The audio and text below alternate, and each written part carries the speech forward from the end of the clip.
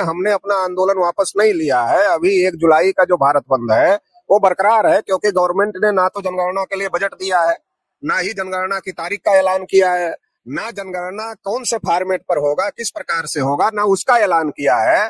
तो धोखेधारी की संभावनाएं बनी हुई है। भेड़िया अगर बूढ़ा हो जाए और वो ये कहे कि हम शाकाहारी हो गए, तो उसके ऊपर विश्वास करना मूर्खता होती है, क्योंकि भेड़िया शाकाहारी नहीं होता है। वो जब शिकार करने लायक नहीं होगा तो मूर्ख बनाने के लिए कहेगा हम शाकाहारी हो गए और हमारे पास आइए ताकि हमको आसानी से शिकार मिल जाए। तो ऐसा हो सकता है, क्योंकि ये तो जुमलों का इतिहास रहा है। जो बातें 2014 के पहले कहा तो वो आज तक नहीं किया, तो इसके आधार पर जो आशंकाएं हैं उसको इनकार नहीं किया जा सकता। इसलिए हम लोगों ने अपना आंदोलन पीछे नहीं लिया है, और ये आंदोलन तब तक चलेगा जब तक कि ये जनगणना हो नहीं जाती ठीक प्रकार से जैसा हम लोग चाहते हैं। दूसरी बात यह है कि जनगणना होने के बाद में, क्योंकि जनगणना तो प्राइमरी स्टेज है, केवल सूचनाएं मिलेगी। जनगणना होने के बाद उसके डाटा पब्लिश होंगे कि नहीं पब्लिश होंगे, ये भी एक बड़ा सवाल है। इस पर भी सरकार को रुख स्पष्ट करना चाहिए। इस वक्त हमारे साथ राष्ट्रीय अध्यक्ष राष्ट्रीय पिछड़ा वर्ग मोर्चा से चौधरी विकास पटेल सर हैं। सर का सबसे पहले बहुत बहुत स्वागत करते हैं। बहुत बहुत धन्यवाद। अभी सर मोदी कैबिनेट द्वारा एक बड़ी जो मांग थी आप लोगों की जातीय जनगणना को लेकर, उसको मामले को लेकर आए हुए हैं और कह रहे हैं कि हम जातीय जनगणना करेंगे, तो क्या कहेंगे सर आप? लगातार देश में राष्ट्रीय पिछड़ा वर्ग मोर्चा, वामसेब, भारत मुक्ति मोर्चा और तमाम जो सहयोगी संगठन हैं उनके द्वारा लगातार इस मुद्दे को पिछले लगभग 15 साल से लगातार अभियान के तौर पर चलाया गया। और कई बार हम लोगों ने इसको लेकर भारत बंद किया। इसको लेकर के अभी पिछले 9 अप्रैल को हम लोगों ने जेल भरो आंदोलन किया, और अभी 1 जुलाई को हम लोग इसको लेकर भारत बंद का ऐलान किए हुए हैं। तो ये तमाम जो लोग इस लड़ाई को लड़ रहे थे उनकी जीत है, और हम लोगों ने आरएसएस को घुटने पर के बल पर ला दिया। जो आरएसएस किसी भी स्थिति परिस्थिति में जाति आधारित जनगणना को करने के लिए तैयार नहीं थी, आज उसको स्वीकार करना पड़ा। तो ये कार्यकर्ताओं की और समर्थकों की और जो लोग इस लड़ाई को लड़ रहे थे उनकी जीत है। अभी बीजेपी के तमाम नेताओं द्वारा एक स्टेटमेंट दिया जा रहा है, कह रहे हैं कि जातीय जनगणना हम लोग कर रहे हैं, अब तो विपक्ष के लोग मुद्दा लेस हो गए, क्या कहेंगे?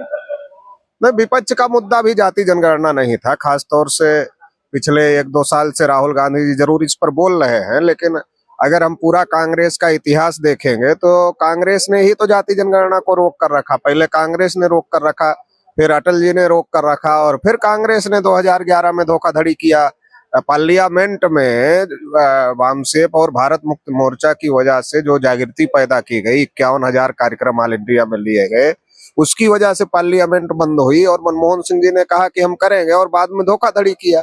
तो कांग्रेस के लोगों का भी तो एक लंबा इतिहास है जाति जनगणना का विरोध करने का।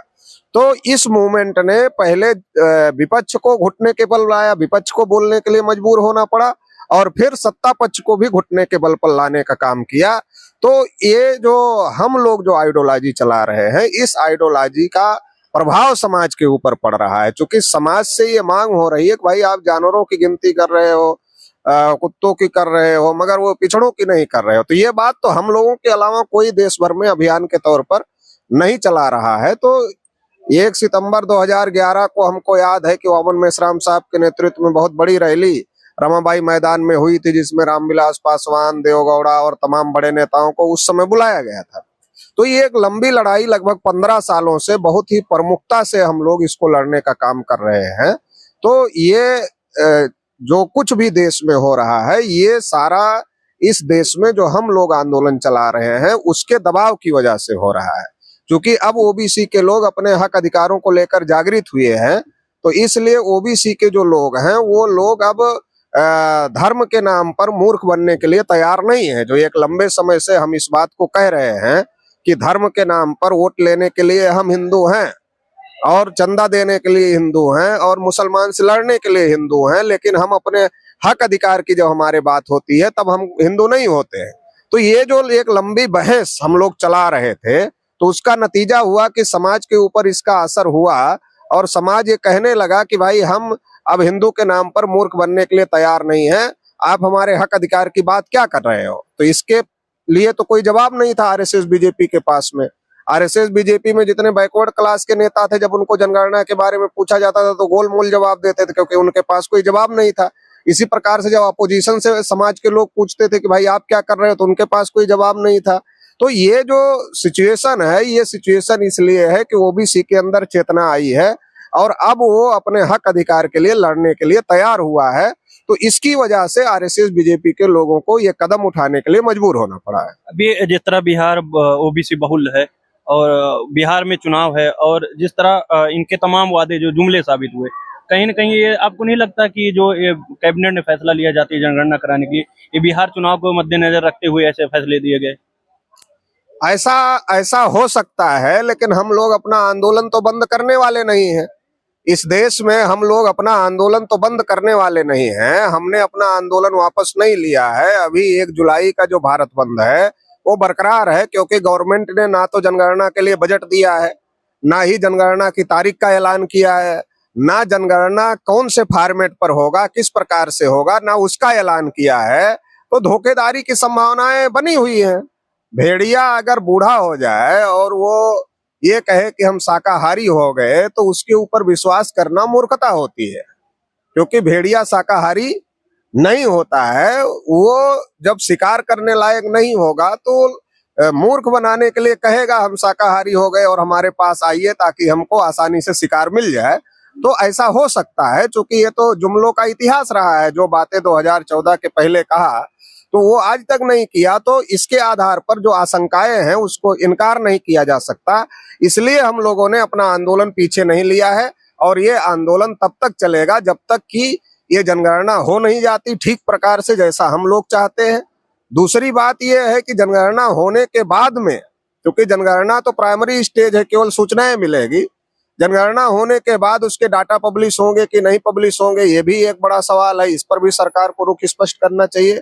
तीसरी बात यह है कि जो जनगणना के आंकड़े आएंगे उसके आधार पर जो संख्या के अनुपात में हिस्सेदारी का मामला है, उसके लिए सरकार किस प्रकार का काम करेगी। तो ये अभी बड़ी लड़ाई है आगे। तो मैं ये कहना चाहता हूं कि ये बड़ी लड़ाई है, तो अभी हम लोग इसको लेकर आगे बढ़ रहे हैं। लेकिन ये मौके पर हम लोगों की ये जीत है, इसलिए जीत है कि हम लोगों ने उन लोगों को झुकाने का काम किया है जो कभी भी इसके फेवर में नहीं थे, और सुप्रीम कोर्ट तक में एफिडेविट देने का काम किए कि हम ये नहीं कर सकते। जी, तो बहुत बहुत धन्यवाद सर। धन्यवाद। तो साथियों, हमारे साथ चौधरी विकास पटेल सर, राष्ट्रीय अध्यक्ष राष्ट्रीय पिछड़ा वर्ग मोर्चा थे, जो कई अरसों से जातीय जनगणना को लेकर देश भर में घूम घूम कर ओबीसी के लोगों को जागृत कर रहे थे। आखिरकार मोदी सरकार को कहीं न कहीं घुटने पे लाके मजबूर कर दिया कि जातीय जनगणना कराने के लिए। ये जुमला होगा या क्या होगा तो आने वाले समय में बताएगा। तब तक लिए बने रहिए भोजन 85 का। सर ने जो बातें कही उस पर आपकी क्या राय, कमेंट बॉक्स में जरूर दिए। धन्यवाद।